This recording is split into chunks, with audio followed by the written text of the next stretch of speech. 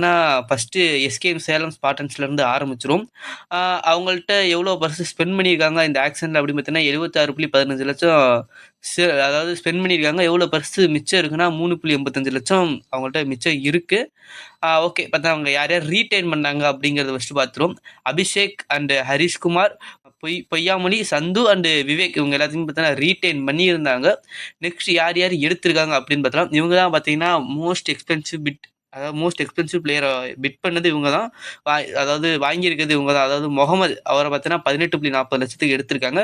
ஹரி நிஷாந்த் அவர பார்த்தீங்கன்னா 12,00,000க்கு, நிதிஷ் ராஜகோபால் அவருமே 10,00,000க்கு எடுத்திருக்காரு. பூபதி அவரே 6,80,00,000, அஜித் ராம், நெக்ஸ்ட் ஈஸ்வரன், கவின், ராகில் சஞ்சய் அண்ட் கார்த்திக் மணிகண்டன், யாழ் அருள்மொழி அவருமே இருக்காங்க. கௌரி சங்கர் அண்ட் சுதன், அவன் ஹிமாலயா, ராகுல் அண்ட் பவித்ரன் இவங்கெல்லாம் பார்த்தீங்கன்னா எடுத்திருக்காங்க. இதில் பார்த்தீங்கன்னா ஒரு 5-6 பேர்த்து பார்த்தீங்கன்னா பேஸ் ப்ரைஸ் அதாவது 0.50 இட்ஸ் மீன் 50,000க்கு எடுத்திருக்காங்க.